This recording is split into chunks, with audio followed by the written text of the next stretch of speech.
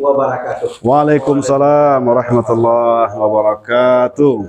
Alhamdulillah, alhamdulillahillazi arsala rasulahu bil huda wa dinil haq liyudhhirahu 'ala dini kullihi wa kafa billahi syahida. Asyhadu an la ilaha illallah wa asyhadu anna Muhammadar Rasulullah sallallahu alaihi wasallam. Amma ba'd. Pemirsa Suara Minang TV di mana saja Anda berada, alhamdulillahirabbil alamin. Puji syukur sama-sama kita panjatkan kepada Allah Subhanahu wa taala yang melimpahkan rahmat dan karunia-Nya sampai hari ini. Alhamdulillah kita masih diberi kesempatan untuk dapat beraktivitas, menambah amal ibadah. Terkhusus pada malam hari ini kita bisa bertatap muka dalam acara live streaming di channel kesayangan kita Suara Minang TV. Suara orang. Baik, Nur Sanak dimanapun berada, tentunya di awal bermula ini kita senang sekali berjumpa kembali bersama host yang tidak asing lagi dengan Ustadz Andi Samudra. Ya, assalamualaikum. Baik, sebelumnya selalu kita berdoa kepada Allah SWT, mudah-mudahan Nur Sanak dimanapun berada tentunya tetap dalam lindungan Allah SWT, dan kepada seluruh kru SMTV yang mungkin seperti Pak host kita tadi ada terkendala sedikit mungkin musibah, jadi Allah senantiasa memberikan kesehatan, keberkahan, dan terutama juga tadi ada Bu Des ya, host familiar kita yang sangat cantik segini Ustaz. Jadi beliau juga mungkin ada terkendala, dan semoga Allah senantiasa memberikan kemudahan terutama kepada seluruh pemirsa Nur Sanak SMTV di mana berada yang telah mengirimkan like, share maupun bintangnya. Ikuti fanpage kami di live streaming YouTube maupun di fanpage Facebook. Ya. Selamat berada dengan salam juga tidak lupa kita sampaikan untuk orang yang besar kita Muhammad sallallahu alaihi wasallam. Allahumma shalli wa sallim. Kita selalu dalam mendapatkan syafaat nantinya yaumil akhir. Amin. Ya. Pemirsa, alhamdulillah pada malam hari ini kita mendatangi tamu khusus kita, ya Pak Soti. Sangat istimewa sekali. Sangat istimewa sekali. Dan siapa beliau? Iya. Insya Allah pada malam hari ini kita akan lebih kenal dekat dengan beliau. Siapa beliau, bagaimana kancah perpolitikan beliau di Kepulauan Riau khususnya Pak ya? Ya, terutama yang kita pelajari beliau adalah seorang politisi kader yang santun, dan bersahaja. Tapi saya rasa ini sedikit Ustaz ya, sebelum kita kenalkan beliau. Beliau adalah seorang kaderisasi dari partai politik PKS, Partai Keadilan Sejahtera. Dan kita tahu bahwasanya kader-kadernya itu baik dari yang senior-seniornya seperti ada yang dulu pernah kita podcast sini, ada Bapak Ria, mulai dari kader sampai ke bawah ini gimana ya, termasuk orang yang santun, bersahaja, dan selalu low profile kan begitu. Baik, Bang Soti, tanpa bertanya muka waktu berjalan tanpa posisi. Baik pemirsa, untuk lebih dekatnya kita, mari kita sapa Bapak kita, Ustadz Yusuf, Sarjana Manajemen, Magister Manajemen. Langsung pemirsa. Assalamualaikum warahmatullahi wabarakatuh. Waalaikumsalam warahmatullahi wabarakatuh. Selamat malam untuk pemirsa SMTV, semua yang ada di rumah ataupun mungkin di jalan, semoga sehat selalu. Amin. Pak Ustadz, kami senang sekali ya pada malam hari ini kita bisa bersilaturahmi, terutama dengan saya Andi Samudra dan host kita Pak Sauti. Umumnya dengan pemirsa kita ya Pak Sauti ya. Baik Pak Ustadz, secara general sebagian dari warga kita sudah banyak mengenal Pak Ustadz. Tapi mungkin sebagian juga ada yang belum kenal ya Pak Sauti ya. Baik Pak Ustadz, mengawali pertemuan kita malam hari ini, silahkan Bapak untuk dapat memperkenalkan diri, kemudian asalnya di mana Pak, kemudian kapan ke Batam, sehingga bisa sukses di Batam. Silakan Pak Ustadz. Baik, assalamualaikum warahmatullahi wabarakatuh. Alhamdulillah wa syukurillah, wassalatu wassalamu ala rasulillah, Allahumma sholli ala sayyidina Muhammad wa ala ali sayyidina Muhammad. Yang sama-sama kita hormati Ustadz Andi Samudra, Masya Allah luar biasa namanya Samudra ya. Yang satu lagi Pak Raja atau Rahmat? Pak Rahmat Sauti ya. Dua-duanya murah senyum, ramah, dan ada kesamaan rupanya sama-sama berjanggut gitu ya. Iya, iya, betul, betul, betul. Dan seluruh pemirsa yang ada, sekali lagi Anda di rumah, di jalan, dimanapun Anda berada, yang barangkali eh, langsung live atau mungkin di lain kesempatan melihat tayangan ini, ya. Jadi alhamdulillah, yang pertama kali tentu kami ucapkan terima kasih banyak kepada SMTV, Suara Minang TV ya. Mobil khusus ada Ustadz Andi dan Pak Rahmat telah mengajak saya untuk kemudian hadir di sini untuk sama bincang-bincang insyaallah ya. Jadi mudah-mudahan Suara Minang TV semakin maju, semakin jaya, menebar kemaslahatan untuk umat insyaallah. Allahu Akbar. Dan orang-orang yang terlibat di dalamnya mudah-mudahan diberikan ya tadi kesabaran, kesehatan, kemudahan dalam segala urusan. Baik, menyambung apa yang disampaikan oleh Ustadz Andi ya berkaitan dengan tempat lahir ya. Jadi saya lahir di Lampung ya, tepatnya di Lampung Timur ya, Desa Rukti Sedio, Kecamatan Raman Utara, Lampung Timur ya. Tanggal 7 Juni 1977. Jadi masih muda, Pak. Masih muda. Iya.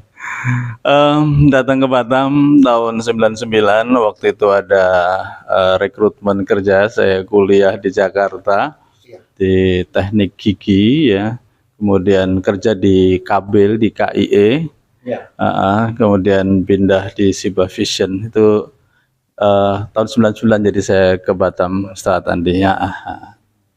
Sama, saya juga datang ke Batam 99 juga. Oh sama kita ya, Allah Akbar, rupanya tahun 99 ya. Baik, terima kasih Pak Ustadz. Selama di Batam ini Pak Ustadz, pengalaman-pengalaman mungkin Pak Ustadz sudah dapatkan gitu Pak Ustadz ya. Ya. Mungkin dengan adanya organisasi barangkali, kemudian perkumpulan-perkumpulan, sehingganya Bapak sudah tercatat, kami ketahui nih Pak ya, sebagai kaderisasi dari PKS, ya Pak Suti. Ya. Pertanyaannya Pak, apa yang memotivasi Bapak sehingga bisa bergabung dengan PKS? Terima kasih Pak. Ya, terima kasih. Saya memang dari sekolah memang sudah terbiasa atau suka organisasi memang. Di SMA saya wakil ketua OSIS, kemudian juga aktif di kelompok ilmiah remaja. Bahkan karya tulis saya dilombakan itu juara pertama di tingkat provinsi Lampung. Tentang sosial ya. Kemudian di Jakarta juga begitu, menjadi ketua Rohis, kemudian juga remaja masjid di kampus Pusdiknakes ya, Pusat Tenaga Kesehatan di Hang Jebat ya. Nah, maka begitu ke Batam pun juga tidak ingin berlama-lama untuk segera bergabung. Iya, waktu itu diajak ya. Kalau di Batam masuk ikut bersama dengan PKS, itu bersamaan dengan ada kawan saya sekarang sudah almarhum, beliau juga mantan anggota DPRD Tanjung Pinang, bukan? Namanya Muhammad Arif Tanjung Pinang. Jadi beliau waktu itu sama-sama dengan saya di Jakarta, sama-sama di beliau di teknik ronsen radiologi. Beliau kerja di Rumah Sakit Budi Kemuliaan. Waktu saya teknik gigi, saya kerja di Kabel. Nah, kami ketemu, disitulah kemudian kita sudah mulai bergabung. Waktu itu namanya PK. Partai Keadilan, belum ada Sejahtera. Iya, jadi bahkan pada waktu itu saya sudah menjadi pengurus cabang. Jadi waktu itu Batam dibagi menjadi 3 kecamatan, ada Batam Barat, Batam Timur, dan Belakang Padang. Saya domisili waktu itu di Kampung Melayu, di rumahnya dekat rumahnya Pak Abdul Wahab Madiun ya, di Kampung Melayu sana. Saya menjadi enggak Pak, Kampung Melayu Pak, Batu Besar Pak. Batu Besar. Waktu itu jadi bendahara partai. Iya Pak. Menjadi bendahara partai tahun 99 lah. Dari situlah kita mulai bergabung dengan PKS, dengan PK ya. Dengan kebiasaan, credential action kita sama kuliah. Iya betul, karena memang biasa aktif. Iya, berarti Bapak sudah ditempa lah Pak Pak Boti, Ya. bagaimana berorganisasi, ya, bagaimana berkoordinasi, berkomunikasi lah, Ya, ya, ya. organisasi barangkali Pak ya. Menarik sekali Pak Yusuf. Silakan Pak Sayuti. Ada pertanyaan menarik. Ya. Gini, jadi pemirsa juga yang ingin bergabung di sini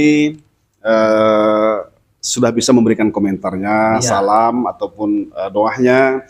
Apa mau kita supaya jangan terlewat, kita Ya, bacakan saja. silakan bacakan aja. Nah, di sini ada Nurmalinda Ceniago. Assalamualaikum Pak Ustadz. Waalaikumsalam. Disambung beliau, mantap SMTV, sukses selalu. Ya. Juga ada Dafu Warida, DPRA, Ya. Dewan Pimpinan Ranting. Ranting. Tiban Indah hadir.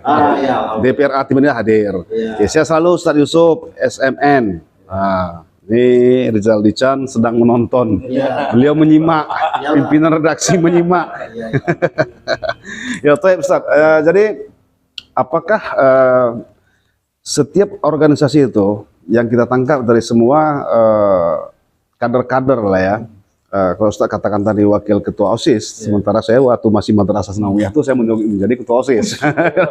itu masih Madrasah Sanawiyah. Madrasah Sanawiyah itu masih tingkat SMP, SLTP, kan Sanawiyah. Ya kan begitu. Jadi biasanya menurut pengalaman ya, artinya pergaulan kita, biasanya orang-orang yang kaderisasi ini memang digembleng atau dididik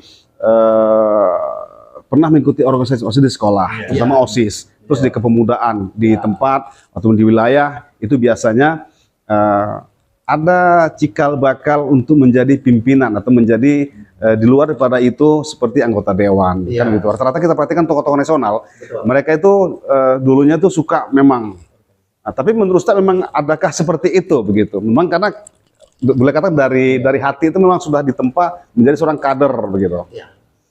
Ya, jadi memang benar adanya bahwa seorang itu ya itu hari ini ya itu kecerdasan emosi itu lebih menentukan dibandingkan intelligent vision atau kecerdasan intelektual. Kecerdasan emosi nanti didukung dengan kecerdasan spiritual, dia semakin matang dia.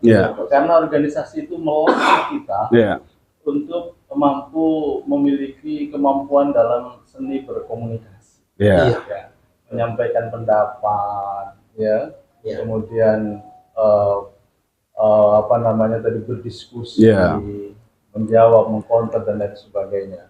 Bahkan termasuk juga di situ dilatih kita untuk leadership, kan, kemampuan kepemimpinan. Dan yang paling penting adalah tadi sebenarnya pada saat kita sudah masuk organisasi, otomatis kita harus mampu memanage diri kita dengan sebaik-baiknya, terutama dalam masalah waktu. Iya kan? Karena setiap kita memiliki waktu yang sama, tetapi kemudian berbeda-beda tingkat hasilnya, tingkat produktivitasnya.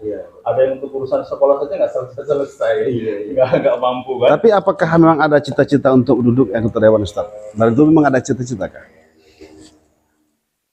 Kalau anggota dewan nggak ada. Tapi kalau nggak salah itu ya, tapi nggak tahu apakah saya guyon atau bagaimana, justru saya pengen jadi presiden. Oh gitu. Minimal presiden PKS ya. Minimal presiden PKS, benar sekali.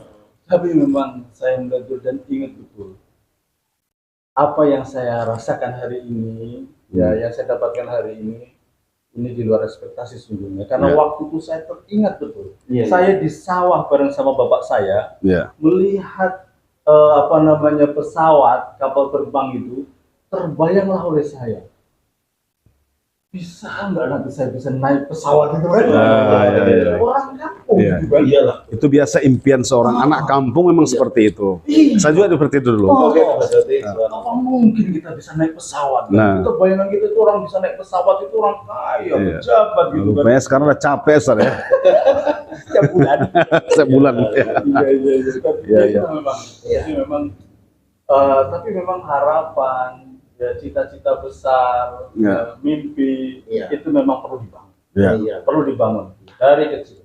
Karena dari situ kemudian saat kemudian dia memiliki mimpi, memiliki harapan, ya mudah-mudahan ada semangat yang diiringi semangat usaha untuk menggapai harapan. Ini yang kita harus sampaikan kepada anak-anak. Subhanallah. Benar sekali Pak Syuti. Kalau Bapak tadi bicara masalah waktu, kalau saudara-saudara beliau di Arab mengatakan waktu bikasyaif ya Pak ya. Waktu itu bagaikan pedang ya. Nah, saya dengar juga Bapak selain aktif di PKS juga punya kegiatan lain. Nah, mungkin pembelajaran bagi terutama generasi muda kita nih Pak ya. Waktu sama-sama diberikan Allah Subhanahu wa taala 24 jam Pak ya. Ya, tetapi resultnya atau hasilnya itu berbeda-beda. Nah, bagaimana Bapak punya strategi atau kunci sukses dalam memanage waktu, Pak? Ya, silakan Pak Yusuf.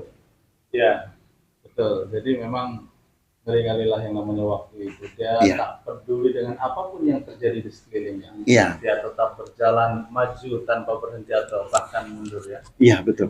Sama sekali. Ya tentu ini kembali kepada komitmen kita. Tadi seperti yang disampaikan oleh Ustaz Andi, ya, saya selain sebagai diamanahkan sebagai anggota dewan, pemirsa, kita ada sedikit. Sambil jadi supaya jangan terlalu kaku Ustaz. Minuman Jai tadi sehat minumannya. Subhanallah. Lanjut Pak Ustaz, silakan. Jadi selain diamanahkan sebagai anggota dewan ya untuk merawat konstituen, melayani masyarakat, kita juga diamanahkan sebagai ketua partai. Ketua partai sebagai ketua DPD PKS Kota Batam, yang tentu ini juga tidak mudah. Dengan sabrek agenda baik di dewan, ya kemudian di masyarakat, di partai, ini ya tentu tadi tidak mudah ya. Apalagi memang kita juga masih aktif di yayasan sebagai ketua pembina. Yayasan mana? Di Ulil Albab. Ulil Albab. Tiga sekolah, TK, SD, SMP, SMA 4 sekolah. Hari ini muridnya sudah 2.000-an. Alhamdulillah, subhanallah. Kemudian kita juga diamanahkan sebagai dai ya, betul-betul Ustaz. Di Persatuan Mubalik Batam ya. Jadi ya tadi memang kalau tidak hati-hati terpeleset ya sudah kalau satu agenda ini kan. Maka mau nggak mau kita catat memang. Saya ada satu grup sendiri, ya, ada istri saya tentang agenda kerja ya, subhanallah. Kegiatan. Kerja. Untuk mengingatkan. Mengingatkan kalau enggak nanti bisa lewat dan biasanya nanti orang akan kecewa. Betul Pak Ustaz. Subhanallah. Mampu kita ini kan. Sekarang pikir Ustaz. Apa maknanya kalau pikir umat ya. Iya, subhanallah. Luar biasa Pak Ustadz kita, pemirsa, bagaimana beliau memanage waktu, ya, terutama dalam sebagai di dewan Pak ya, di yayasan juga. Mudah-mudahan apa yang beliau sampaikan tadi, tentu pemirsa. Ini dewan mana? Iya betul. Kota, dewan masjid. Iya betul Pak Syoti. Jadi kalau tadi kita sudah sampaikan juga bahwa Pak Ustadz Yusuf ini beliau adalah politisi Dewan DPRD Kepri, Kepulauan Riau, anggota Dewan DPRD di partai PKS Pak ya? Iya PKS, subhanallah. Di DPD Kota Batam Bapak sebagai ketua Pak ya? Ketua partai. Satu fraksi ya, di provinsi satu fraksi. Ya, kita sudah satu fraksi mandiri. Karena kita ada 6 kursi. Ya, subhanallah. 7 kursi pimpinan. Kita pun sudah pimpinan. Waka 2. Waka 2, iya. Bisa, lupa subscribe beliau. Iya. Kita santai berbincang santai, Ustaz, tidak terlalu formal. Jadi kiranya mungkin Ustaz ada selera untuk menikmati. Iya, silakan hidangan kita ini Pak Ustaz. Subhanallah. Kafe ini betul. Iya. Subhanallah. Ya, pemirsa juga kiranya mau bergabung pada kita seperti ada feedback dan live streaming YouTube kita. Silakan untuk memberikan masukan, pertanyaan seputar mungkin untuk provinsi Kepri Batam. Iyalah betul Ustaz. Bagaimana kinerja kan maksud kami berhasil, artinya mungkin bisa yang perlu Ustaz ini turun gitu. Pemirsa juga dari warga itu bertanya, apakah setiap hari rutinitas itu pergi pagi pulang petang? Iya. Kan begitu. Ke kantor dewan itu. Iya. Jadi kita di samping itu Ustaz, pertanyaan itu, kita juga akan copy paste nantinya. Seandainya Pak Andi nanti. Wih. Ganti kan artinya. Pak Andi atau Pak Sauti? Ya, permisi saya kota gitu. Iya. Naik ketika tingkat nasional, gitu, iya. DPRD, DPD atau DPR RI, Iya. kita bisa mengisi kekosongan waktu itu. Iya, kan begitu. Sama-sama juga boleh. Iya. Itu siasatinya supaya jangan terlalu banyak masalah waktu tadi. Iya. Bagaimana untuk teknik Ustaz untuk bisa memberikan tips kepada kita semua? Iya. Jadi kalau kesibukan dewan, sebenarnya akhirnya berpulang kepada dewan itu sendiri. Iya, Ustaz.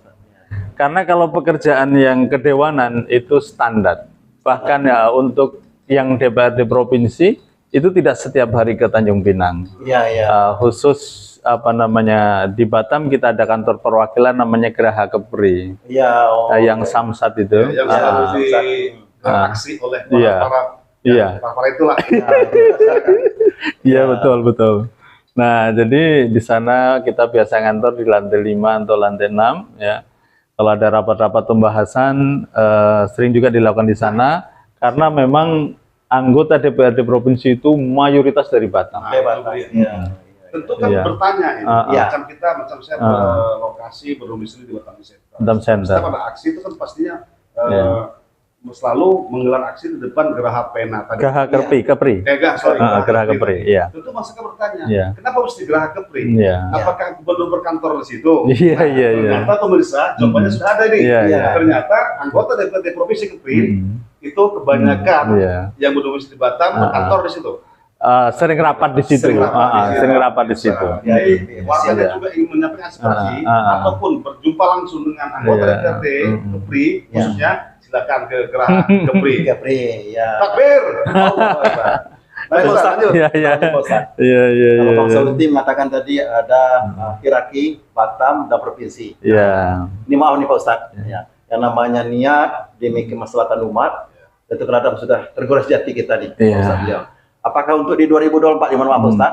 Apakah ada rencana untuk menuju DPR RI Pak Ustaz? Masya Allah. Sebelum dijawab nih, tadi kan agak terputus. Iya. Pergi pulang tadi kan? Iya, Pak Terus Saudi. apakah disiapkan semacam speedboat Iya. atau perahu bisa Jadi mendadak misalnya pemirsa, ini nampaknya Pak Saud ini ada rasa ingin tahu lebih banyak ya. Jadi kayaknya dia udah pengen jadi DPRD Kepri dia. Mengatakan demikian, kita seperti ini. Kalau Ustaz mungkin perwakilan. Jadi kita tunggu tanggal banyak kayaknya ada namanya nanti di kertas suara bilang. Jadi tadi menyambung dari pertanyaan Pak Saudi tadi ya memang betul. Jadi ada kapal memang yang sudah disiapkan. Jadi kalau di ada beberapa Kepri dari Kepri 1 dan 3. Kita nggak tentu Kepri 5. Yang jelas kan di sana ada yang pelabuhan umum, ada pelabuhan yang Pemprov yang di bawah itu VIP. Jadi di situ memang sama kantor memang sudah disiapkan. Tapi memang kadang tidak selalu juga naik kapal Kepri itu. Karena memang pertama dia jamnya sudah ditentukan. Kalau lewat sedikit udah ketinggalan. Apalagi kemarin kita lihat di Tibon itu macet sekali dia kan.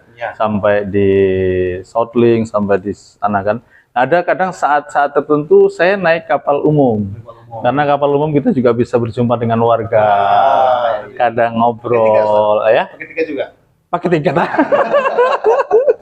Tahu kan? Misalnya kalau kita media kadang-kadang kalau kita sendiri masih satu dua masih dimaafkan. Masa anggota dewan wakil kita tidak bisa dimaafkan?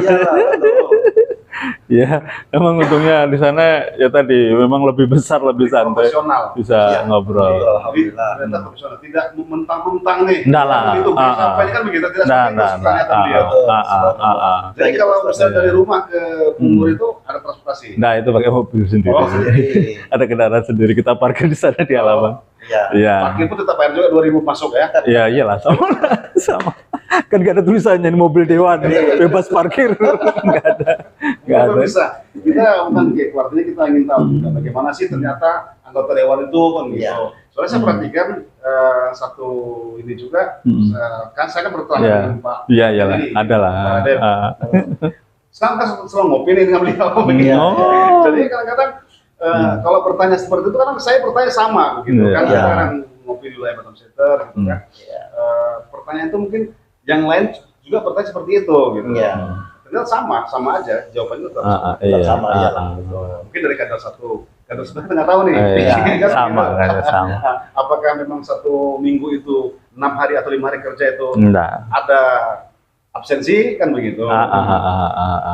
Jadi ngomong-ngomong Ustaz, kok kita udah jatuh kemana kok? Nih, pertanyaan saya tadi belum lanjut tuh. Oh iya. Ternyata 2024. Oh iya. Harus di Batam atau sudah kepingin ke Senayan gitu, mana tahu ya Pak Maksud. Bukan Batam ke Pri. Ya ke Pria betul. Ya, Batam sudah ke Pria. Ya. Silakan Pak Ustaz. Iya. Jadi memang kita ingin fokus dengan amanah yang ada saja. Iya. Betul. Jadi kita tidak inginlah terlalu terburu-buru, terlalu ambisi. Kita ingin agar apa yang sekarang Allah titipkan ke kita ini bisa kita tunaikan dengan baik, semaksimal mungkin yang kita mampu. Karena tadi kembali yang ditanyakan oleh Pak Saudi terkait dengan kesibukan dewan, itu benar-benar tergantung dari dewannya. Kalau yang urusan kedewanan, kalau nggak rapat, kunjungan ke lapangan, ya kan, tinjau lapangan, sidak. Nah, baru kemudian kunker. 3 itulah. Nah, setelah itu sudah selesai urusan dewan. Nah, habis itu ngerumpi. Ya. Nah, baru sebenarnya yang paling membuat pembeda antara dewan-dewan adalah yang di luar jam kerja itu. Di luar jam kerja. Di luar jam itu. Itu semakin banyak konstituen pemilih, saya rasakan itu semakin banyak yang harus didatangi, yang harus dihadiri. Mungkin kalau level kayak Pak Irwansyah, dulu Bu Suryani, itu lebih banyak lagi. Kayak kita saja, ya hampir setiap malam keluar kita. Hampir setiap malam keluar. Saya pernah, ya katakan lama juga berteman dengan beliau.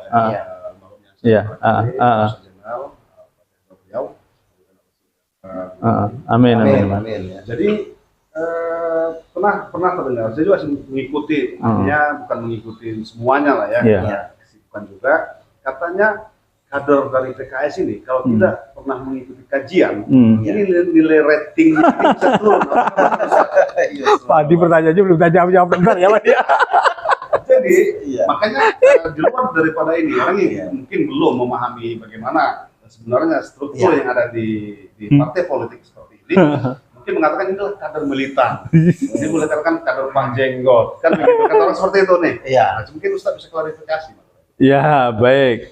Jadi memang itu barangkali menjadi kekhususan ya yang ada di PKS dibanding yang lain. Di kita itu ada yang namanya UPA,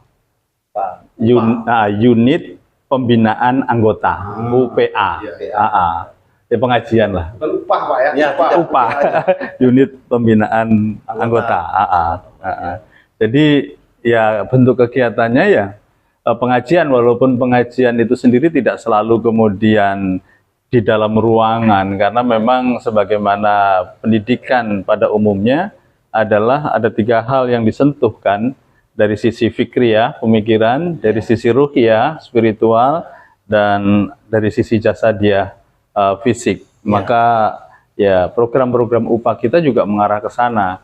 Kadang pengajian, mengkaji tentang ayat-ayat Allah, tentang hadis Rasulullah, kadang juga sisi ruhiyahnya, hafalan. Betul. Jadi ada target tilawah Al-Quran perharinya, kemudian termasuk ibadah amaliyah yaumiyahnya itu dikontrol. Dikontrol. Kalau murid di sekolah SD pada saat bulan puasa dikasih rapor dari guru buku itu kan. Ramadan itu. Ramadan itu kan. Subuh, zuhur, asar, maghrib kan selalu ditulis di parang. Seperti yang menjadi khatib, menjadi penceramah di malam, rangkum kan begitu. Saya rasa memang bagus sekali memang seperti itu ya. Ini mungkin tingkatnya udah pasti beda. Master kan. Ada juga yang riadoh, yang olahraga bersama. Sekarang ada senam PKS gitu kan. Bahkan ada juga kegiatan rihlah, tamasa, itu bagian dari bentuk-bentuk program UPA. Perlu juga ditegaskan Ustaz, perlu dipertanyakan lagi, yang mengatakan militan daripada di dalam struktur PKS itu sendiri. Berarti konsepnya adalah pemahaman. Artinya pemahaman ini kan secara global, secara umum, balik ke Ahlussunnah wal Jamaah. Ini misalnya ada versi Muhammadiyah, walaupun aku paham itu sebuah organisasi. Cuman kader-kader Muhammadiyah biasanya berpaham seperti ini. PKS sendiri bagaimana? Iya, jadi memang sekarang bahkan materi UPA itu sudah dibuat dalam buku. Jadi tidak ada lagi sesuatu yang sifatnya rahasia atau disembunyikan, tidak. Setiap orang bisa melihat, bisa membaca. Karena berbeda pada saat kita hanya sekedar memegang buku kemudian membaca, itu sama halnya dengan kita membaca buku-buku yang lain. Tetapi manakala kemudian kita sudah diorganize dalam sebuah majelis, dalam sebuah organisasi PKS itu memang hasilnya berbeda. Yang kalau kata bahasa Pak Soti menjadi militan, karena masih politik militan. Beliau jawab, ini saya ada Pak Irwandi Al-Bustomi. Oh, ini Ustadz saya nih, Ustadz saya beliau nih. Tentang Pak Ustadz Pak Yusuf. Maklum sudah PKS nomor 8. Ayunkan langkah masuk gelanggang, senyum tulus wajah pun tampan. 2024 ini insya Allah jaya dan menang. Takbir. Assalamualaikum Pak Ustaz. Ini guru saya. Ketua kaderisasi beliau. Ketua kaderisasi. Kita akan undang beliau. Insya Allah undang. Betul. Spesifik lagi. Lebih detail lagi. Iya. Iya.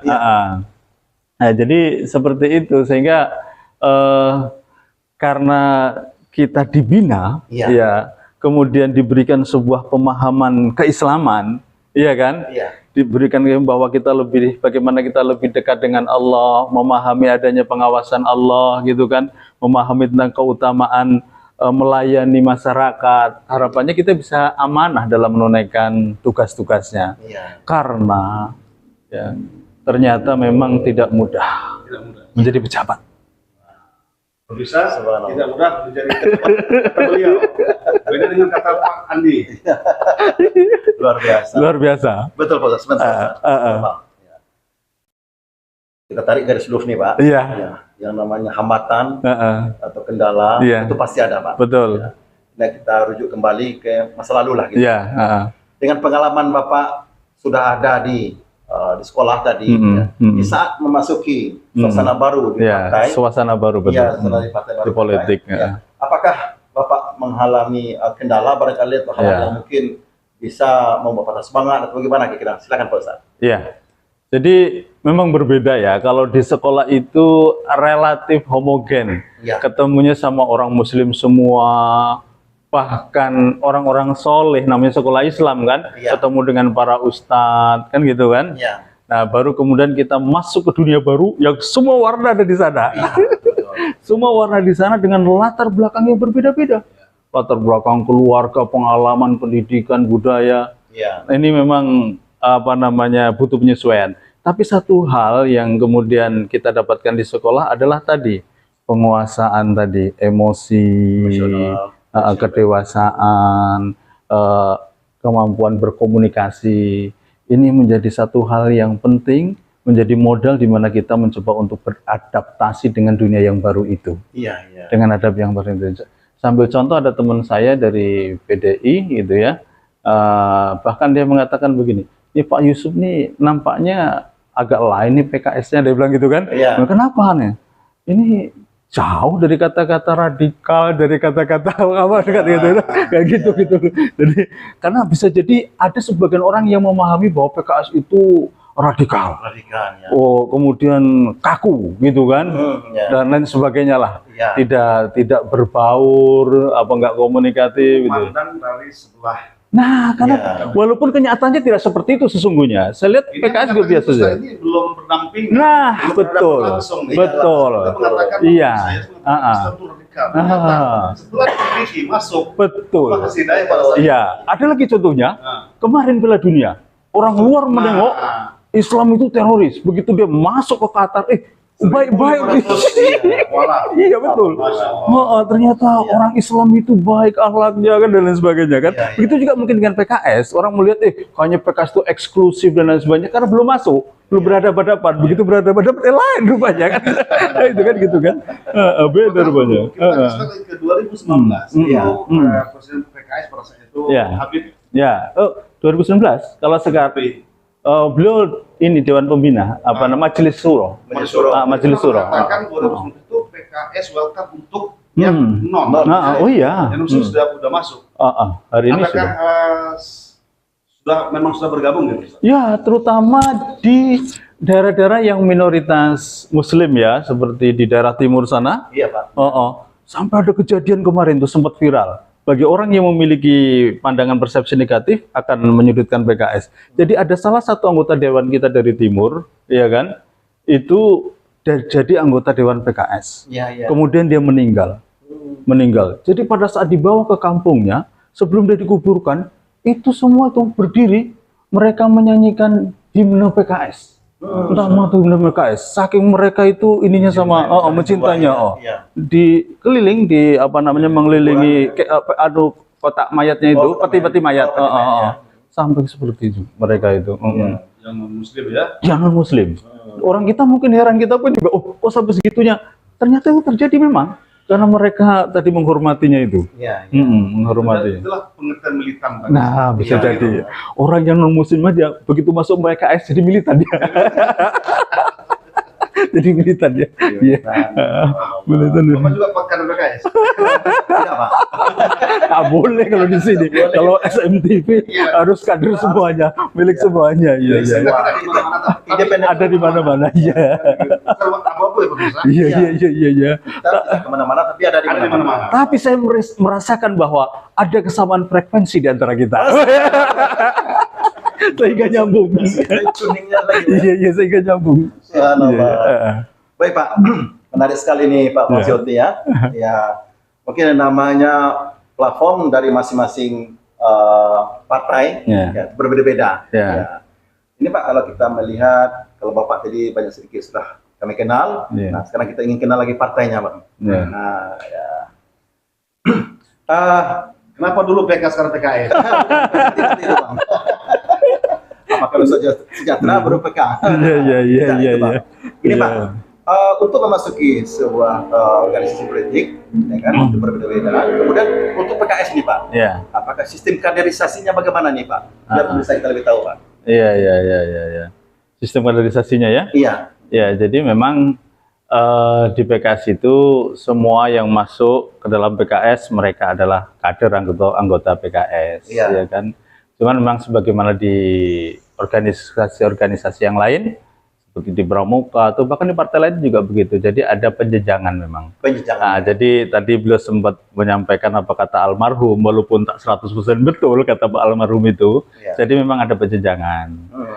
Kalau dulu ya simpatisan barangkali ya. Kalau kita namanya sudah masuk menyerahkan KTP, kemudian foto, sudah ada KTA. Saya yang salah. Iya. Itu memang apa namanya ada penjenjangan. Ada penjenjangan dari mulai muda, pratama, gitulah kira-kira gitulah. Nah, jadi itu nanti berkaitan dengan yang disampaikan oleh beliau tadi, keaktifan seorang anggota dalam organisasi. Semakin dia aktif di PKS, kemudian ada amanah-amanah tertentu, itu maka level atau jenjang anggotanya itu biasanya naik. Tapi saya lihat kenaikan jenjang keanggotaan itu seiring dengan bertambahnya beban atau kewajiban di partai. Bahkan posisi ketua. Nah, kira-kira begitulah. Kan bertambah nih. Bertambah. Jadi, karena itu bagian dari juga screening bahwa seseorang saat diberikan amanah dia harus mampu, dia harus sanggup. Maka diantaranya itu ada kaderisasinya di situ. Ada jenjang kaderisasi yang screeningnya di situ. Yang tertarik itu kemarin saya pernah tertarik sih begini. Paradigmanya kalau seorang kader terlalu berambisi untuk menduduk misalnya mencalonkan legislatif, ini malahan mungkin ada Dewan Suro ataupun penelis atau boleh katakan penasehat ini menilai ini nggak layak nih, yang terlalu berambisi. Kita seperti itu. Ini informasinya yang kita beredaksi seperti itu. Dan kodarulohnya malah yang terlalu ambisi nggak jadi biasanya. Sama sekali. Yang profil solo tapi kaderisasinya aktif, dia misalnya kemarin ngaji selamat upah tadi dia aktif, di masyarakat dia sangat kalau bahasa politik di warung sebelah, itu nilai jual sangat tinggi sekali. Nah, ini yang digembleng sama PKS tadi, kompromisi, wah ini laku, nggak bisa ya. Jadi ada seperti itu, Pak. Ada dua pedomannya. Pertama, jangan pilih orang yang benar-benar tak mau. Yang kedua, jangan pilih orang yang sangat ingin mau. Jadi di tengah-tengah aja. di tengah-tengah ya biasa-biasa saja. Ya biasa. Iya. Nah, situ mungkin tertarikan kader-kader seperti beliau untuk ada tertarik tadi kan. Kita tidak bicara PK dulu nih. PK kan ganti warna dulu, warna emas sekarang warna oranye. Iya. Gitu. Baru suka jadi ya. Suka jadi ya. Ini kembali kepada durasi. Iya. Kita tidak akan memilih orang yang benar-benar tidak mau, kemudian atau orang yang sangat mau. Iya, berambisi. Nah, ini menarik juga nih. Durasi antara kader pertama dengan kedua ini, itu bagaimana perhitungannya? Standar atau barometernya bagaimana, Pak Ustaz? Antara yang tidak mau dan mau sekali. Bukan. Atau? Iya, betul lah, boleh. Kalau pertama jenjang pertama, yang kedua media, itu biasanya berapa lama itu, Pak? Itu kembali lagi tergantung keaktifan dia. Keaktifan tadi. Ada yang orang baru masuk, nggak lama kemudian cepat naik jenjang. Cepat naik jenjang. Karena pertama dia utama. Karena tadi ditengok kan ada penugasan-penugasan juga, baik penugasan-penugasan Amalia Fardia tadi itu kan, dari Amalia Yaumiyahnya, ibadah hariannya, kemudian. Enggak lah, orang PKS itu bukan mazhab agama tertentu. Jadi dia masuk kemana saja. Kita ini ke NU masuk, ke Muhammadiyah masuk, kemana saja. Ini partai politik. Wadah rumah besar bagi siapa saja. Iya, maka di PKS itu ada yang Muhammadiyah, ada yang NU. Ya, ini kan rumah besar. Yang pasti tidak ada Ahmadiyah. Insya Allah. Insya Allah. Insya Allah Syiah juga enggak. Nah, itu perlu dipenegaskan lagi. Di luar ini yang mengatakan itu radikal, sama mengatakan Islam itu radikal. Mereka tuh belum baca sebenarnya. Mereka tuh belum lihat warna apa sih sebenarnya dalam ini. Hanya memandang sebelah mata seperti mata aja. Iya, jadi ini perlu saya tegaskan sedikit lah ya. Karena ada di luar sana yang mengatakan bahwa PKS itu anti maulid, gitu kan. Kemudian anti solawat, sampai ada yang mengartikan tuh PKS itu katanya partai kurang solawat. Ada sampai yang begitu. Padahal di PKS itu salah satu programnya itu mewajibkan itu bagi kader itu pagi ada namanya zikir pagi dan petang. Itu diantaranya itu sholat minimal 10 kali dalam zikir itu kan. Itu. Ini yang perlu ditegaskan lagi bahwasanya PKS tidak seperti yang dianggap mereka itu yang seperti tadi. Kalau misalnya ingin mengundang beliau untuk maulid, silakan. Iya, kita maulid. Pas musim maulid di mana-mana kita diundang kan. Ini juga ada penonton dari kemarin kita Warida, Amin, Takbir Ustaz, Allahu Akbar, Allahu Akbar. Juga ada Amatio Fairuji, Bang Luis sedang menonton, dia kasih lambang 8. Pak Burung, 8 dalam burung. PKS nomor 8, Pak. Iya, 08. Masih nomor 8 itu Nurul. 2024. Nomor partai. Sudah kita. Sudah keluar. Itu alhamdulillah dia itu kita ini nomor 8 ini unik dia. 2024 kalau kita jumlahkan juga 8. 2204 2024. Kemarin Piala Dunia juga di sini gitu kan 8 kan. Mudah-mudahan ini mudah-mudahan ya walaupun kita tidak syirik ya mudah-mudahan ini sebuah isyarat yang baik lah mudah-mudahan. Iya. Allah Akbar. Nah ini nih ya, buat teman-teman yang di rumah barangkali bingung mau kemana-mana, mau ngopi apa namanya, nongkrong.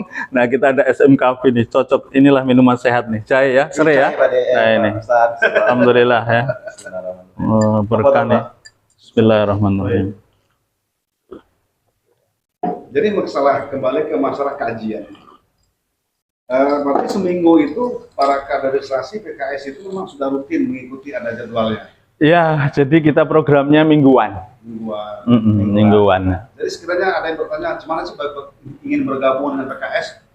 Awal. Iya, tinggal ngomong aja, kita ada Ya, tadi ada DPRA. Ya. DPRA itu struktur partai yang paling bawah.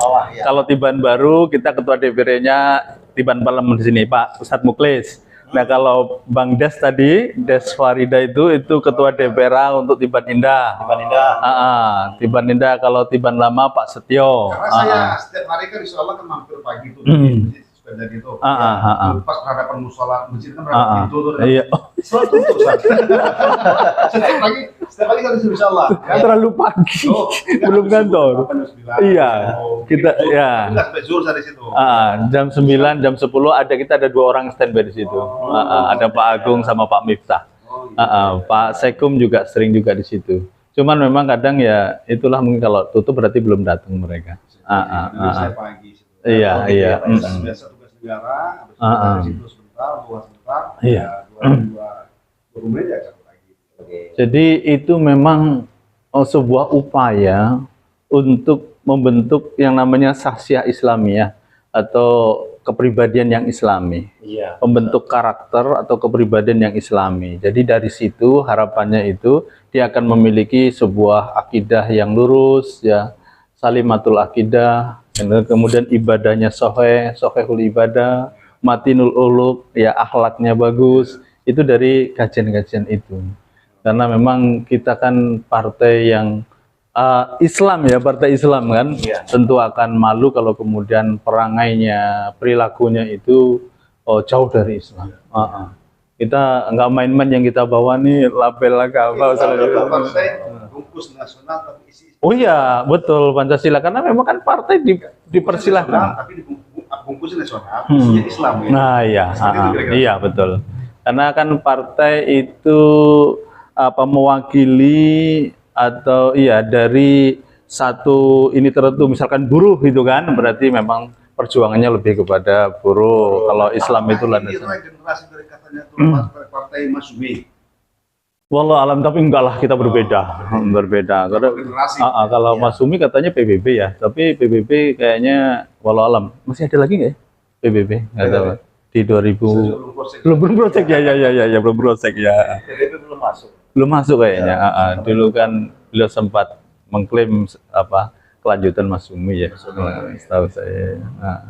Kita ini anak-anak muda, anak-anak reformasi. Alhamdulillah. Jambang. Ya silakan. Ini menarik sekali nih Pak. Oh, ini ada. Yang Iya. Ini Pak Ustadz, kita memahami bahwasanya fungsi dari partai politik itu adalah salah satu memberikan edukasi ya kepada rakyat, konstituennya. Nah, bagaimana langkah-langkah ataupun apa yang telah diterapkan oleh PKS dalam menjalankan fungsi parpol ini kepada konstituensi ataupun warga kita nih Pak? Iya. Apa yang dilakukan oleh PKS ya? Iya betul. Ya, jadi memang tagline-nya PKS kan bersama melayani rakyat. Ya. Jadi melayani rakyat itu di PKS bisa dilakukan oleh anggota dewannya yang merupakan etalase partai, ya, melalui kewenangan dewan. Jadi dewan itu tadi Pak Sauti sudah menyinggung ada namanya Pokir, ya. Pokir itu bisa untuk infrastruktur, bisa untuk sosial, keagamaan. Tinggal kemanalah kita mengarahkan itu. Dan ya alhamdulillah kita ada di sana, kita jadi bisa mengakses dana APBD untuk bisa membantu banyak umat. Ada banyak masjid musola yang yang bisa kita bantu. Saya itu sekitar 3 miliaran mungkin yang kita salurkan ke masjid musola. Begitu juga yang infrastruktur. Nah, kemudian kayak misalkan kesehatan, kita juga ada namanya Jamkesda. Kalau ada masyarakat yang sakit tidak punya BPJS, harus segera dibawa ke rumah sakit. Nah, itu bisa pakai fasilitas Jamkesda. Itu bagian dari pelayanan PKS melalui anggota dewannya. Anggota dewannya. Belum lagi yang sakit dan lain sebagainya. Nah, adapun di partai sendiri kita juga punya program sesuai dengan bidang-bidangnya. Ya, yang hari ini yang paling rajin kita ada namanya bidang BPKK, ya, perempuan dan keluarga, ya, ketahanan keluarga. Itu sering mengadakan pelatihan-pelatihan, keterampilan-keterampilan di majelis-majelis taklim. Kemudian hari ini bahkan menjadi sebuah program yang dicanangkan dari pusat di seluruh Indonesia di setiap daerah melakukan namanya program PKS Menyapa. PKS PKS Menyapa itu dia biasanya kegiatannya ada senam bersama dengan masyarakat, gitu kan pagi hari kan. Bukan aerobik ya? Hah? Bukan aerobik. Bukan lah. Aerobik harus tertutup lah. Nanti aerobik kasihan berapa setiap bulan, akhir bulan. Tapi praktiknya kita hampir setiap pekan ada. Karena ya tadi ada setiap DPC, di setiap DPC ada beberapa DPRA. Mereka berganti-gantian. Hari ini ranting ini, besok ranting ini, ranting ini, ranting ini. Jadi kita pun sebagai ketua partai ya dia pindah-pindah terus. Sampai boleh dibilang orang rumah, keluarga, anak-anak pun suka protes. Jadi kapan kita jalan-jalan jadi? Kapan kita liburnya?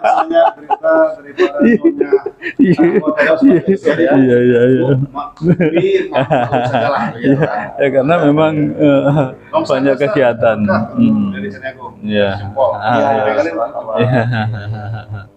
Iya. Seperti itulah gambarannya. Ya, PKS dalam memberikan edukasi. Fungsinya, Pak. Ya, fungsinya tadi sosial, yang spiritual tadi edukasi tadi yang melalui upah-upah itu. Dan rata-rata kan kader-kader PKS menyebutnya ustadzah. Jadi sering dia diminta untuk mengisi di majelis-majelis taklim. Yang kader-kader yang akhwat tuh yang perempuan tuh. Yang laki-laki juga begitu. Kayak Bunda Suryani kan ya begitu kan. Ya. Beliau sebagai dewan tapi juga sebagai ustadzah ya banyak mengisi di majelis-majelis taklim. Pak Soti, ya. Sudah ada yang mau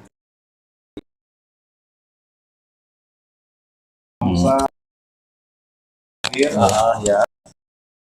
Ya bisa begitu. Organisasi ada namanya ini memang dari pusat turun ke daerah. Dewan pimpinan ranting. Berarti kelurahan ya. Berarti sistemnya untuk kelurahan ranting, untuk kecamatan DPC, cabang, kota, DPD. Daerah. Aceh nggak ada anak cabang. Nggak ada ya? Nggak ada. DRW. DPRA, ranting. Itu untuk kelurahan. Sementara untuk camat, kecamatan, DPC. Ustadz DPD, kota ya. Jadi kita sesuai dengan sesuai dengan namanya lah, wilayah berarti DPW provinsi. Kalau daerah D kan DPD. Kalau camat C kan DPC gitu kan. Kelurahan ranting. Misalnya mungkin ingin ada merasa simpati ataupun ingin bergabung atau juga menyampaikan informasi kepada halayak ramai, mengajak, merekrut silakan atau ke kantor langsung atau sana sini mungkin berjumpa dengan saudara familinya. Mungkin ada juga rasa sungkan atau rasa bagaimana ya gitu. Gimana ya? Kan seperti itu. Karena sekarang ini kan masyarakat ini dibungkus dengan framing yang dari pusat itu sudah mengatakan hal seperti itu. Seperti gini. PKS itu begini, PKS begini. Sementara nyata tidak seperti itu. Iyalah. Kita kupas kalau masalah hati tadi ya dengan pikiran juga. Jangan hanya sekedar kerja tadi kan begitu. Itu tetap harus pikirkan masa pemilihan partai mana begitu. Sudah terbit ya 7 partai. Itu sudah banyak sekali. Ada partai baru juga yang kemarin naik banding tanggal 14 maju ada partai kita sebut satu partai baru mengugat untuk ke MK. Mereka di sana laksanakan, tapi dengan hasil kita juga belum tahu. Yang pasti PKS nomor 8. Kita tekan lagi, yang pasti PKS nomor 8. Nomor 8 ya. Masih sama dengan sebelumnya. Jadi izin kami juga ingin menyampaikan bahwa PKS dalam hal ini mengucapkan terima kasih banyak kepada saudara-saudara dari Minang ya. Jadi alhamdulillah PKS diterima baik di tanah Minang ya. Dan 2 periode ya. Sumatera Barat, kader PKS menjadi gubernur di sana, dan begitu juga di Kepri kami punya survei itu ternyata pemilih tertinggi PKS dari suku Minang. Suku Minang. Ya. Jadi maka kami pun juga terus terang mengajaklah warga Minang semua di sana ya untuk bisa bergabung dengan PKS. Ini bukan rumah kami, tetapi ini rumah kita bersama. Dan alhamdulillah saya sebagai ketua DPD hari ini melihat ada beberapa orang awak yang hari ini mendaftar sebagai calon anggota dewan dari PKS. Alhamdulillah. Dari Sekupang ada, dari Bengkong ada, alhamdulillah di Kepri pun ada.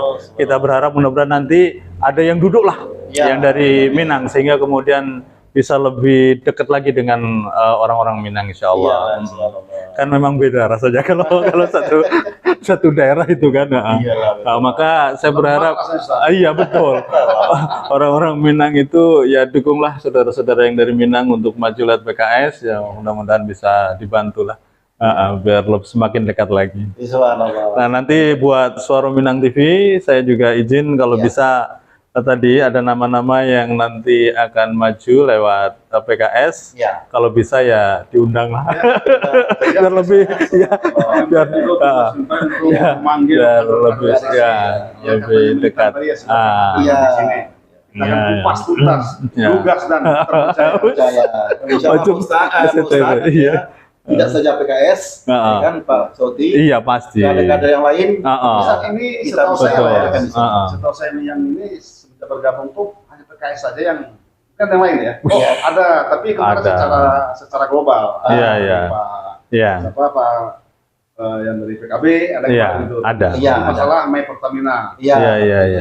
Kalau saya dengar dari Bang Rizal itu pemimpin redaksi ya. Ya, saya dengar memang kita ingin agar SM TV ini menjadi sebuah besar ya, organisasi besar, dan tentu ya dengan background Minang tapi bisa menyuarakan segmen yang lebih luas lagi. Termasuk hari ini yang saya notabene orang Minang bisa diundang di sini, satu kehormatan. Dan ya tadi mudah-mudahan karena ini juga sama ya, ini tidak ada satu bendera tertentu, yang mudah-mudahan nanti yang lain juga bisa sama-sama bisa diundang di sini. Iya, NKRI. Betul lah, saya salut dengan SMTV. Dulu waktu saya bukan di Minang, saya bukan orang Minang, Pak. Tapi saya bergabung di SMTV. Kita juga bukan orang Minang. Itulah. Dia orang ujung dipandang di sana. Iya. Jadi betul. Itu hanya nama. Namun dikemas secara Minang dengan konsep nasional. Betul. Masya Allah. Kalau kita makan di Telago, kan bukan orang Minang saya makan. Oh gitu. Iya kalau yang bukan Minang, iyalah kalau yang makan dari mana-mana. Walaupun rumah bukan doang. Iya. Itu mendokan dong kan tidak mesti orang Minang masuk ke dalam. Iya betul. Iya benar. Betul. Welcome. Memang begitu. Ustaz juga mau jadi sponsor silakan. Jadi ya termasuk cepat, perkembangannya cepat. Kemarin waktu apa namanya peresmian kan saya datang kan, yang masa doa yang ngasih tausiah itu kan, belum lama sekarang sudah sedemikian ramai. Alhamdulillah saya lihat media sosialnya juga aktif ya. Insya Allah lah. Mudah-mudahan ini tidak seperti yang lain yang kadang hanya semangat di awal saja, tapi kemudian tidak bisa bertahan. Ya mudah-mudahan ini bisa eksis. Subhanallah. Istiqomah. Harus ada niat berjuang, harus ada niat berkorban. Memang kita curhat dari jemaah. Perjuangan jangan terlalu. Iya. Hobi. Yang keduanya memang darah kita tadi kalau organisasi merasa terpanggil untuk orasi kan begitu. Nyali darah kita memang selalu untuk memberikan informasi yang memang percaya begitu. Artinya kalau macam di media, memang merilis itu memang suatu kebiasaan hobi. Betul. Jadi satu hari dua kali satu hari mungkin tidak ada kita menulis berita, mungkin macam gimana gitu ya. Nah, kan begitu. Masya Allah. Ondos tadi, one day one juice. Iya, yang ngeri kali ya. Jadi one day one artikel. Jadi memang medan perjuangan begitu luas. Tak mungkin semua menjadi dewan. Tak semuanya menjadi politikus. Sama halnya dengan dakwah. Dakwah tidak selalu di panggung, kan begitu kan? Tidak selalu dengan media mic ya. Tapi seperti ini. Tadi yang Ustaz bicarakan tadi itu dakwah ya. Oh iya, insya Allah. Yang dikatakan partai sebelah tadi kan, kita orang PKS seperti itu. Iya. Karena dengan sikap ini, itulah rahmatul alamin. Rasulullah mengatakan kepada kita sebenarnya. Betul. Ini mana Ustaz, mana penceramah apa ini? Penceramah ini. Itu contoh Rasulullah tadi. Jadi PKS Pak. Iya. Oke. Pak Ustaz. Ya. Ini nyambung lah ini. Oh ya. Wah ini. Enggak apa-apa aja Pak. Subhanallah, menarik sekali ini Pak Ustaz. Ini berhubung beberapa hari lagi nih, sekitar Ya. 2 hari lagi nih Pak. Iya. Insya Allah Batam akan merayakan hari jadinya Pak, Iya. yang ke-193 nih Bang. Ya, tanggal 18 Desember 2022. Ini mungkin harapan bagi Bapak seorang kader dari PKS dan juga sebagai Ketua DPD Ya. Kota Batam Pak ya. Untuk Batam ke depannya nih Pak. Baik. Ya, ini sebuah pertanyaan yang penting dan memang dalam beberapa hari ini menjadi satu pemikiran buat saya. Ya. Kita semua warga Batam bangga dengan pesatnya pembangunan yang ada di Batam, Ya. terutama adalah infrastruktur. Ya. Seperti halnya jalan-jalan yang lebar, ya, kemudian ada masjid dan lain sebagainya. Tapi kita masih punya PR besar. Ya. Kemarin saya sedih sekali ya mendapatkan cerita ada sampai warga yang 2 hari nggak makan. Subhanallah. Jadi data yang berbicara Kepri itu nanti bisa dicek lagi, kalau tak salah pengangguran tertinggi ketiga se-Indonesia. Ya.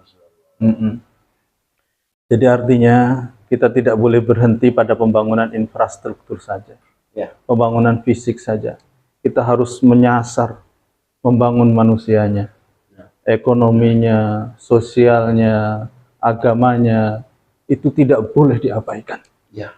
Karena kalau ini dinomor-duakan, dikesampingkan, lambat laun pasti akan menjadi gejolak di tengah masyarakat, gejolak sosial. Subhanallah. Angka kriminal akan naik, Ya. stabilitas sosial Kan goncang. akan goncang. Maka inilah ya orang-orang yang diamanahkan, ya, baik aparat, ya, termasuk perangkat-perangkat semuanya, ya. Ini yang kita memang mau nggak mau harus turun ke masyarakat, meneropong, melihat lebih dekat. Ya. Untuk melihat, merasakan apa yang dirasakan oleh masyarakat. Ya. Kita khawatir, ya kan, kalau kemudian kita terbiasa dengan yang sifatnya tadi seremoni, formalitas yang bagus di acara-acara, nanti takutnya tidak tersentuh itu masyarakat-masyarakat yang ya tadi, yang di menengah ke bawah tadi. Ini menjadi satu perhatian kita. Mudah-mudahan dengan ulang tahunnya Batam yang ke-193 ya, ini Jangan lagi kita melihat, Iya. kita mendengar seperti yang 2 hari tadi. iya. Ini saya miris Ini, sekali sebenarnya. Iya. Tadi seperti kita kalau ingat seperti ini, kita pun takutlah Iya. nanti di akhiratnya. Maka ya itulah, ini menjadi satu PR untuk kita semua ya. Tentu kalau ini dikerjakan bersama-sama ya mudah-mudahan ada solusi. Ya. Tapi kalau 1-2 orang pasti akan berat. Ya. Pasti akan berat. Karena ya pandemi baru saja berlalu dan belum 100% pulih. Jangan pandemi berlalu, Pak Cakli menanti. Seperti itu kan. Dan Iya. resesi ekonomi yang 2023. Nah, apalagi ada kabar seperti itu lagi ya, ya Allah. Iya. Mudah-mudahan sih kalau ya. Bisa kita hindari lah. Bisa kita hindari ya. Jangan kerja saja, Pak. Pemirsa, ini sudah 1 jam Iya, lebih udah cukup pada ya. 10 menit. Iya. Ini lebih 2 menit. Iya. Jadi Udah lama rupanya.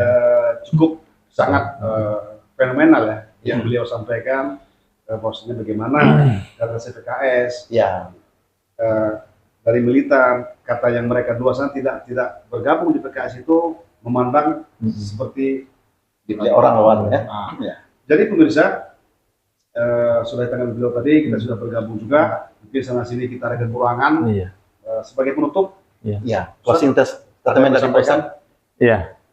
Jadi para pemirsa yang ada di rumah ataupun di mana saja, pertama kami mengucapkan sekali lagi terima kasih kepada mobil khusus SMTV dan seluruh warga Minang, baik yang ada di Batam maupun di luar Batam, atas dukungannya selama ini. Dan kembali saya pun juga tidak ada bosan-bosannya untuk mengajak semuanya warga, mari bersama-sama dengan PKS kita berjuang dalam rangka memberikan pelayanan kepada masyarakat ya. Yang mungkin belum bersama kami, mohon doa untuk kami semua agar kami juga bisa istiqomah dalam menunaikan amanah, karena ini tidak mudah dan pasti akan berat pertanggungjawabannya nanti di akhirat. Buat SMTV mudah-mudahan tambah maju, tambah jaya ke depannya. Amin ya rabbal alamin. Ya.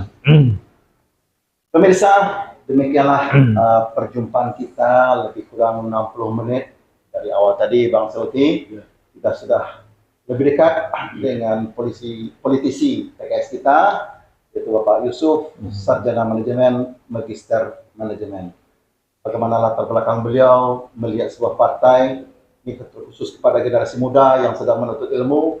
Mari manfaatkan waktu seefisien mungkin selama di perkuliahan dengan bergabung dengan organisasi-organisasi yang insya Allah nantinya apabila Anda sudah selesai kuliah, Anda bisa bergabung dengan komunitas, baik itu sosial kemasyarakatan maupun partai politik. Mungkin sedang kuliah, yang sekarang kuliah juga bisa. Ya betul, kita ada namanya PKS Muda. PKS Muda, Iya. karena ada PKS Muda, Anda bisa bergabung di sana, manfaatkan waktu seefisien dan efektif mungkin. Ya. Mudah-mudahan setelah Anda selesai kuliah tidak sia-sia. Iya Pak ya, manfaatkan waktu untuk mendapatkan sebuah pekerjaan yang mungkin akan menanti dan menunggu Anda. Ya. Silakan. Ya. Saya Betul. Pusing. Ya, sudah 1 jam berlalu pemirsa, 1 jam 5 menit. Target kita sebenarnya 60 menit. Tapi tidak apa karena di bonus Pak Ustadz yang sangat luar biasa sekali sebagai bintang tamu malam hari ini. Banyak ilmu sebenarnya kita gali. Sebenarnya masih banyak lagi Ustadz, tapi nanti di segmen berikutnya. Pemirsa, saya rasa sudah cukup Pak ya, kita closing. Sebelumnya kami mohon maaf, mungkin ada tutur kata atau tingkah laku, pola bicara. Sebelum kita tutup, ini ada pantun nih sebenarnya dari Pak Mulyadi nih, Caniago. Cantik selendang putri Melayu, menata bunga di atas nampan. Kalau ingin Indonesia maju, pilih PKS nomor 8. Terima kasih Pak Mulyadi Caniago. Pemirsa, kembali kita akan undur diri pada malam hari ini edisi 16 Desember 2022. Mohon maaf kami jika ada kata ataupun penuturan kata yang tidak sesuai pada tempatnya, tersinggung sana kemari, kami mohon maaf yang sebesar-besarnya. Baik, terakhir di suasana beberapa hari lagi kita akan memperingati hari jadi Kota Batam. Pak Yusuf dan Pak Sauti, saya ingin berikan pantun. Ya. Batu bara warnanya hitam dibawa orang ke Pulau Punjung.